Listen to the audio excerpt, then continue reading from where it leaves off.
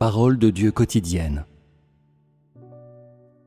Après plusieurs milliers d'années de corruption, l'homme est devenu engourdi et lent d'esprit, un démon qui s'oppose à Dieu, au point où la rébellion de l'homme envers Dieu a été documentée dans les livres d'histoire, et même l'homme lui-même est incapable de fournir un état complet de son comportement rebelle, car l'homme a été profondément corrompu par Satan et égaré par Satan, qu'il ne sait pas où se tourner.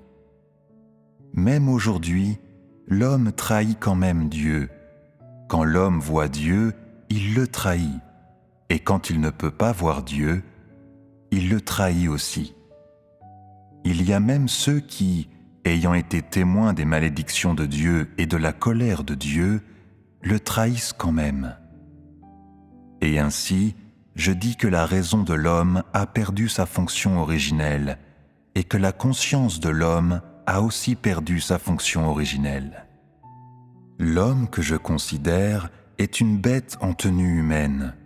Il est un serpent venimeux, et peu importe combien pitoyable il essaie de paraître devant mes yeux, je ne serai jamais miséricordieux envers lui, car l'homme ne comprend pas la différence entre le noir et le blanc, la vérité et la non-vérité. La raison de l'homme est si engourdie, mais il désire quand même gagner des bénédictions. Son humanité est si ignoble, mais il désire quand même posséder la souveraineté d'un roi. De qui pourrait-il être le roi avec une telle raison? Comment pourrait-il, avec une telle humanité, s'asseoir sur un trône?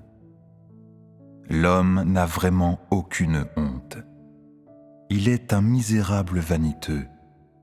Pour ceux d'entre vous qui souhaitent gagner des bénédictions, je suggère que vous cherchiez d'abord un miroir et que vous regardiez votre propre vilain reflet. As-tu ce qu'il faut pour être un roi? As-tu le visage de quelqu'un qui pourrait gagner des bénédictions?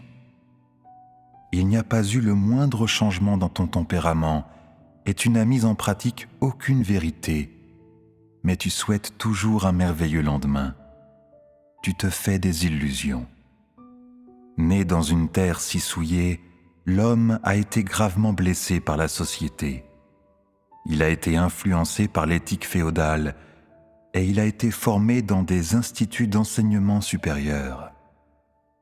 La pensée arriérée, la moralité corrompue, le point de vue mauvais sur la vie, la philosophie infâme, l'existence absolument sans valeur, le mode de vie et les coutumes dépravées, toutes ces choses ont gravement entamé le cœur de l'homme et gravement miné et attaqué sa conscience. En conséquence, l'homme s'éloigne de plus en plus de Dieu et s'oppose de plus en plus à lui. Le tempérament de l'homme devient de plus en plus vicieux chaque jour. Et il n'y a pas une seule personne qui soit disposée à renoncer de bon gré à quoi que ce soit pour Dieu. Pas une seule personne qui obéisse de bon gré à Dieu, ni par ailleurs une seule personne qui cherche de bon gré l'apparition de Dieu. Au contraire, sous la domination de Satan, l'homme ne fait que chercher le plaisir, se livrant à la corruption de la chair en terrain boueux. Même quand ils entendent la vérité, ceux qui vivent dans les ténèbres ne pensent pas à la mettre en pratique, et ils ne sont pas enclins non plus à chercher Dieu, même s'ils ont vu son apparition.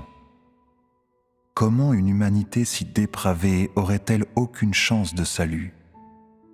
Comment une humanité si décadente pourrait-elle vivre dans la lumière?